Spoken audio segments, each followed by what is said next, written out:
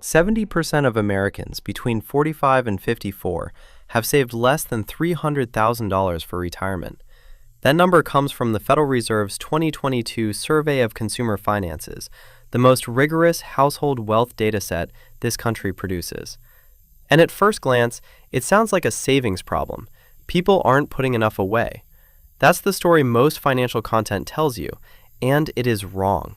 Or, more precisely, it is incomplete in a way that costs people hundreds of thousands of dollars. Here is the second number.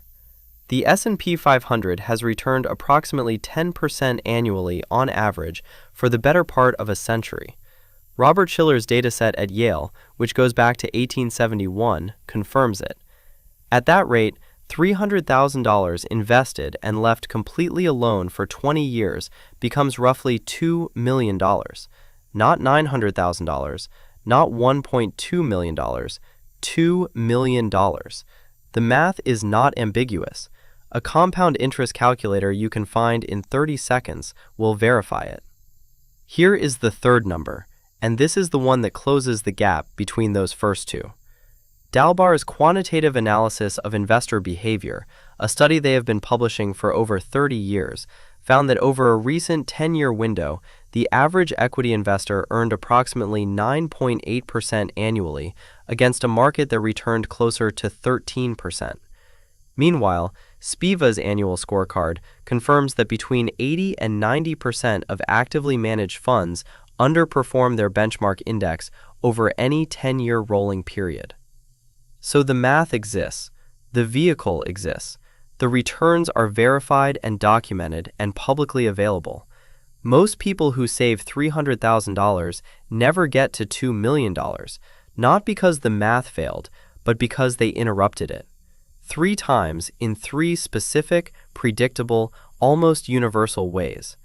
That is what this video is about. I want you to hold one image in your mind for the entire length of this video because I'm going to return to it repeatedly. Imagine a football stadium scoreboard glowing bright under the lights. Your $300,000 sits on that board at halftime, a number you earned.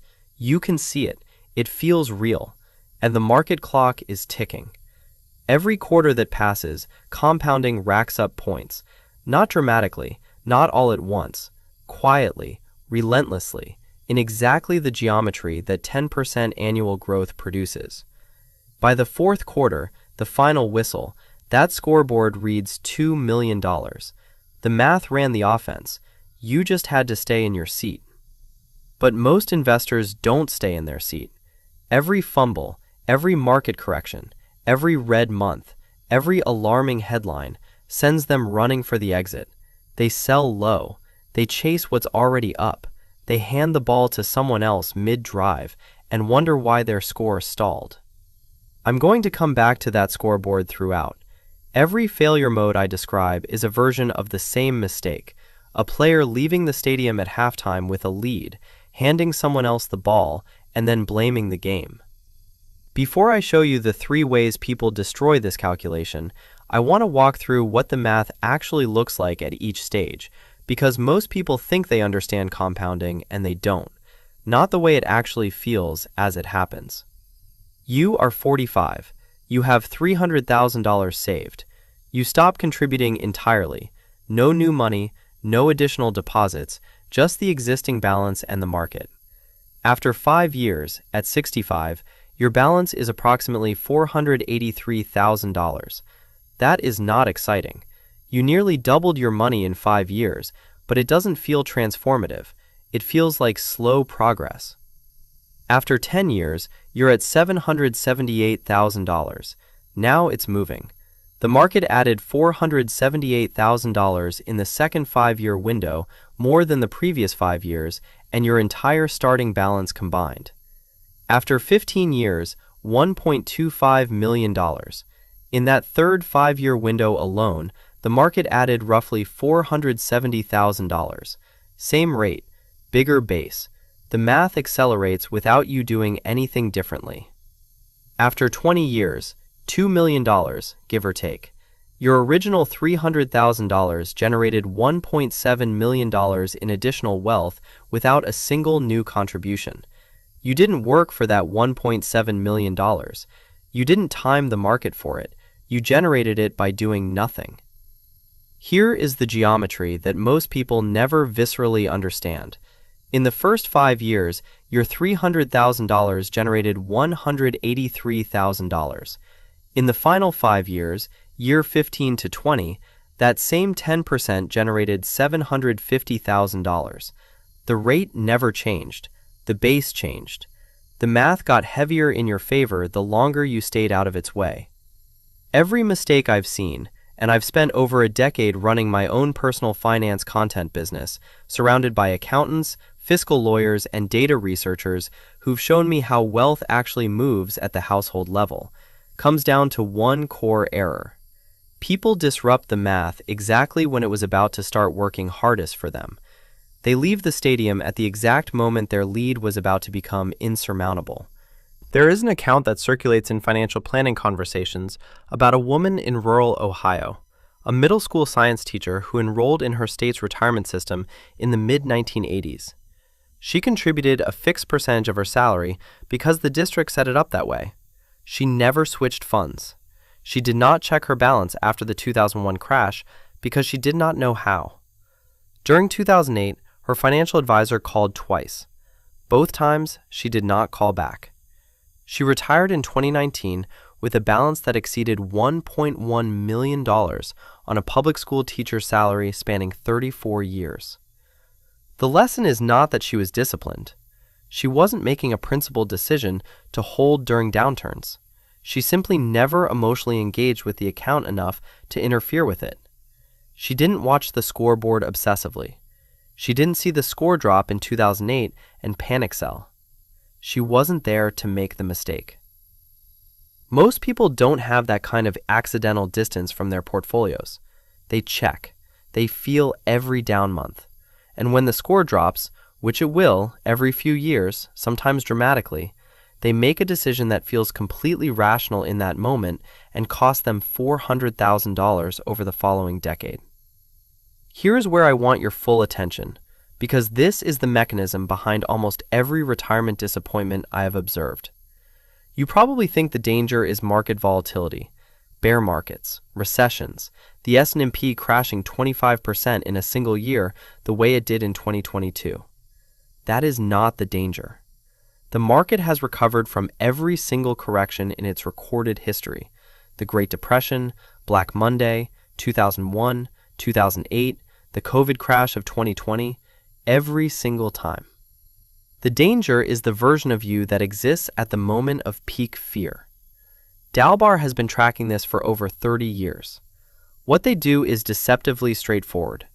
They compare the S&P 500's actual annual return against what the average equity investor actually captured after their buy and sell decisions. Over a recent 10-year window, the market returned approximately 13%. The average investor captured 9.8%. That 3.2 percentage point gap is not fees. It is not inflation. It is behavior. People buying in after the market has already run up and selling after it has already fallen, doing the opposite of what works consistently for decade after decade. Now let me make that gap concrete on your specific number.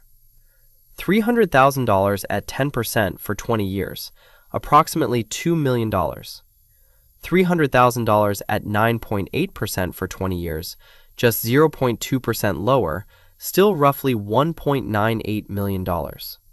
Fine. Now close the full gap Dalbar documents.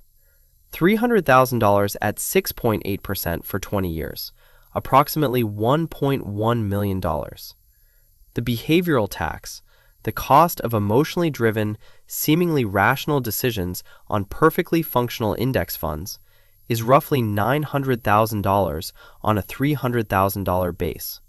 Not lost to fraud, not to a collapsing company. Lost to the gap between what the market returned and what you actually captured, because you checked the scoreboard during a fumble and ran for the exit. Hit subscribe if this is making sense. YouTube's algorithm does not reliably surface content like this unless people engage with it. I would rather you find the next video. Marcus is 52 years old, regional sales manager at a manufacturing company. He has been there 28 years. By the time he turned 50, he had built $310,000 in his 401k through consistent, disciplined contributions over nearly 3 decades of work. He did not get lucky, he earned it. Then 2022 happened. The S&P 500 dropped roughly 25% over the course of the year. His balance fell to somewhere around $230,000. And Marcus did what millions of investors did. He moved everything into bonds. Safe, stable, not going anywhere. He would wait out the turbulence and get back in when things stabilized. By the time Marcus decided things were stable enough, late 2023, early 2024, the S&P 500 had already recovered and extended well beyond its pre-crash highs. He bought back in at prices significantly higher than he sold. He missed the rebound almost entirely.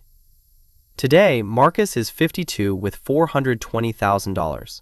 Not that in isolation, but compounding his original $310,000 at 10% for 20 years, staying fully invested through 2022 and its recovery, would have produced approximately $2.1 million by the time he's 65. His current trajectory, starting from $420,000 at 52 with 13 years to go, produces roughly $1.4 million. He did not lose money to a bad investment.